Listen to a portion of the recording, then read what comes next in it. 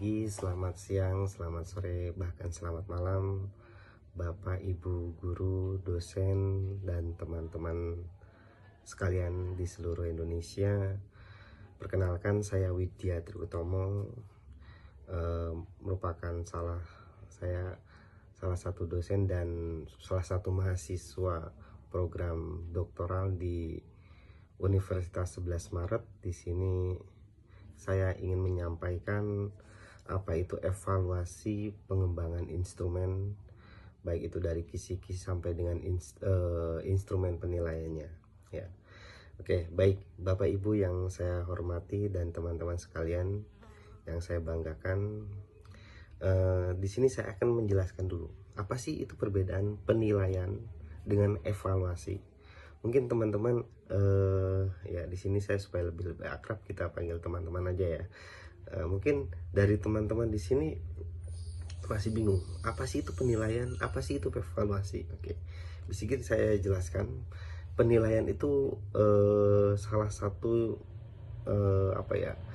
proses pengukuran kemampuan atas sebuah prestasi yang dicapai oleh peserta didik, ya, baik itu siswa maupun mahasiswa.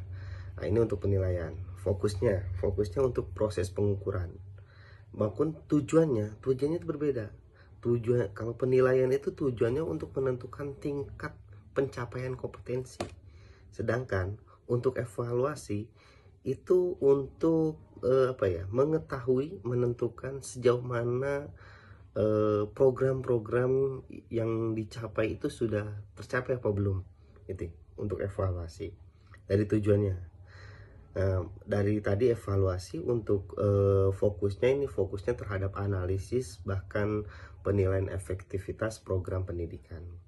Nah, ini untuk hasilnya juga beda. Hasilnya dari penilaian itu digunakan untuk mengidentifikasi kekuatan dan kelemahan siswa.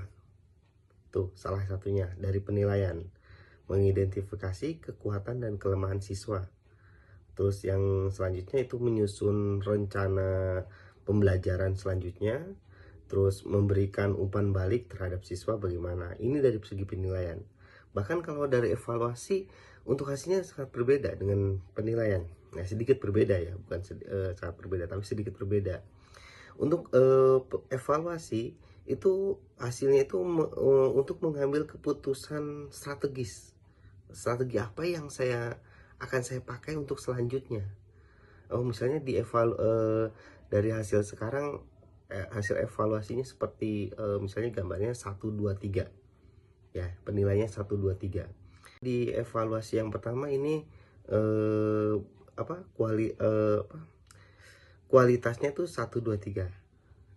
Nah tuh untuk program selanjutnya ini ditingkatkan. Programnya harus lebih meningkat lagi nilainya. Bahkan bisa 6, 7, 8, 8, 9, 10 gitu bisa mencapai istilahnya. Yang selanjutnya untuk mengalokasikan sumber daya juga ini beda ya antara penilaian dan evaluasi. Ini dari segi perbedaan antara penilaian dan evaluasi. Nah, di sini saya akan lebih menegaskan kepada evaluasi pembelajaran, evaluasi pengembangan instrumen.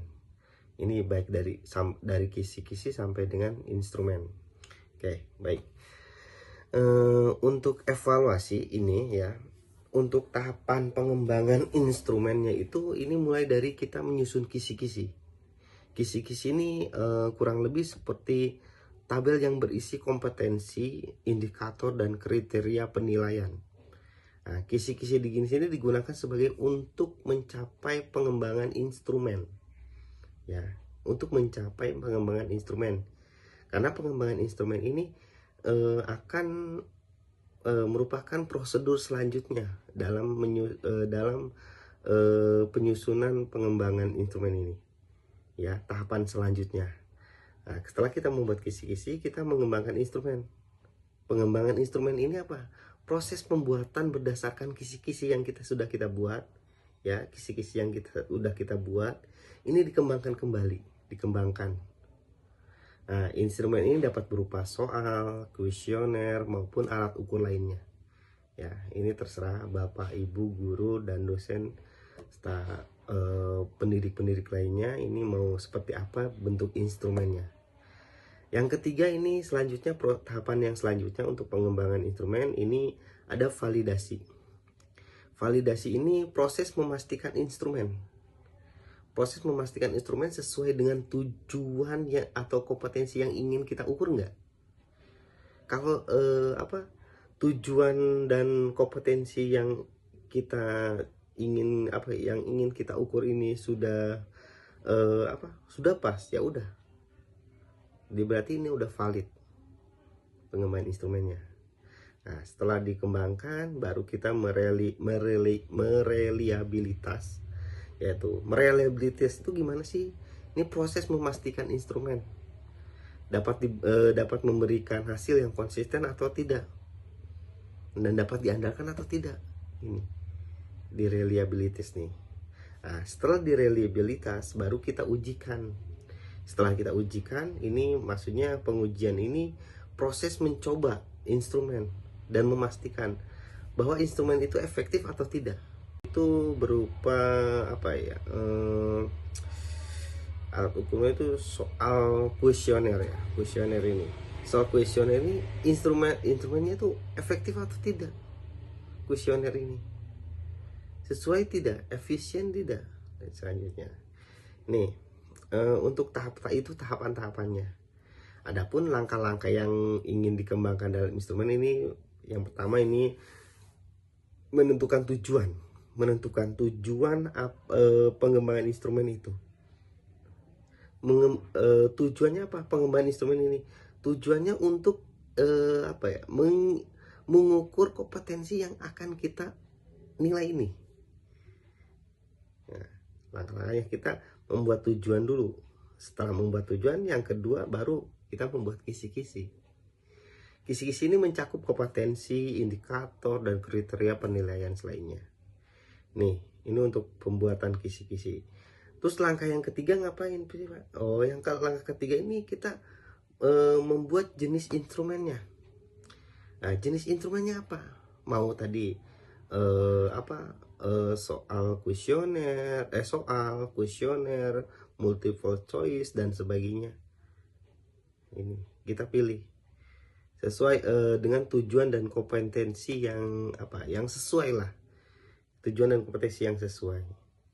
Nah, untuk pembuatan instrumen ini harus disesuaikan dengan kisi-kisi yang sudah kita buat di awal, yang di tahap langkah yang kedua tadi.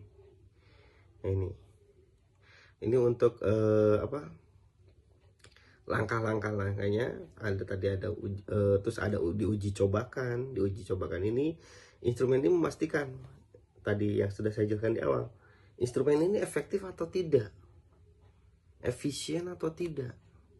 Kalau efektif ya udah kita lanjutkan. Kalau tidak efisien, tidak efektif, kita kembali lagi dari awal, kita menyusun tujuan lagi, terus kita membuat kisi-kisi, terus memilih instrumen, baru kita membuat instrumennya. Nah, ini dari langkah-langkah instrumen ya. Ini saya ingin menjelaskan juga selain kita membuat langkah-langkah pengembangan instrumen. Di sini saya ingin menjelaskan juga apa sih jenis instrumen itu. Mungkin Bapak Ibu, apa instrumen itu? Instrumen itu bisa berupa tes ya. Bisa berupa tes, bisa berupa kuesioner, skala, observasi, wawancara. Itu. Yang saya ketahui ada 5. Tes, kuesioner, wawancara, skala, observasi. Nah, untuk tes ini ya, instrumen tes ini gunanya apa? Untuk mengukur kemampuan dan pengetahuan siswa. Ya, siswa ini mampu tidak, mengetahui tidak apa yang kita pelajari. Nah, ini dari segi tes. Nah, yang kedua dari kuesioner. Kuesioner di sini itu instrumen untuk mengumpulkan data melalui sebuah pertanyaan. Dari pertanyaan-pertanyaan yang sudah kita buat, kita kumpulkan data-datanya, terus siswa itu bagaimana? Ini dari segi kuesioner. Yang ketiga, skala. Skala ini untuk mengukur sikap dan persepsi. Mengukur sikap dan persepsi kita. Mengukur sikap dan persepsi siswa. Mengukur sikap dan persepsi siswa terhadap apa yang kita ajarkan. Nih, untuk skala. Sedangkan untuk observasi ini untuk biasalah, untuk mengumpulkan data melalui pengamatan. Yang kelima ini ada wawancara. Wawancara itu mengumpulkan data dalam melalui percakapan kita sehari-hari dengan tanya jawab ya dengan peserta didik. Ini dari jenis instrumen. Terus bagaimana sih prinsipnya? Prinsip pengembangan instrumen. Prinsip pengembangan instrumen juga ada 5. Prinsip pengembangan instrumen itu ada 5. Yang pertama objektif. Objektif di sini itu apa ya? Tidak bias gitu, tidak bias ya, tidak wah saya memilih ini, tidak, objektif gitu. Yang kedua valid. Valid di sini sesuai dengan tujuan. Sesuai dengan tujuan kita. Tujuan di awal tadi. Yang ketiga reliabilitas. Reliabilitas ini memberikan hasil yang konsisten.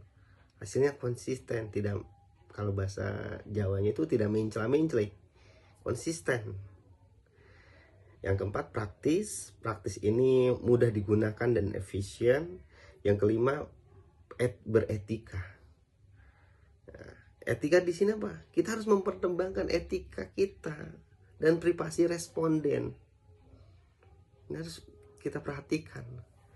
Karena di era sekarang untuk etika sendiri ini sangat apa ya? Tidak, kurang dipahami oleh masyarakat. Ini dari pengembangan instrumen, baik dari kisi-kisi hingga instrumennya. Mungkin Bapak Ibu di sini sampai apa ya, tidak bingung. Saya pernah menjumpai ya salah satu rekan pendidik. Kebetulan beliau bukan dari orang dari apa ya, dari sudah dicatat. Ini mulai dari fokus pengukurannya, fokus pada proses pengukurannya, terus dari tujuannya, dari kriteria yang dicapai, terus hasilnya bagaimana, ya beda-beda. Nah ini ya bisa saya sedikit jelaskan. Penilaian ini bisa contohnya ya penilaian sehari-hari. Kita memberikan latihan di akhir pembelajaran, kita memberikan penilaian tengah semester, itu termasuk penilaian. Ya. Beda dengan evaluasi. Evaluasi di sini kita mengevaluasi sebuah program yang sudah kita rencanakan. Contoh, kita mengevaluasi kurikulum. Wah, ini kurikulum Merdeka bagaimana ya? Dari hasil evaluasi selama beberapa tahun kebelakang kemarin, bagaimana hasil evaluasinya nih. Nah terus apalagi ya, evaluasi program pendidikannya bagaimana, ini juga perlu pemerhatian. Oleh karena itu harus bisa kita tekankan kepada para pendidik, evaluasi dengan penilaian itu beda ya. Evaluasi itu lebih ke program. Kalau penilaian itu ya menilai menilai hasilnya, hasil dari suatu kegiatan ya belajar mengajar, seperti itu. Mungkin itu yang bisa saya sampaikan Bapak Ibu dan teman-teman sekalian yang saya banggakan. Terima kasih atas kesempatan waktunya untuk mendengarkan tutorial dari saya tentang evaluasi pengembangan instrumen. Begitu, terima kasih Bapak Ibu. Sekali lagi saya ucapkan istilah pantun Jawanya, mbok painten ngemut susur cukup semanten kulo matur. Terima kasih. Assalamualaikum warahmatullahi wabarakatuh. Salam.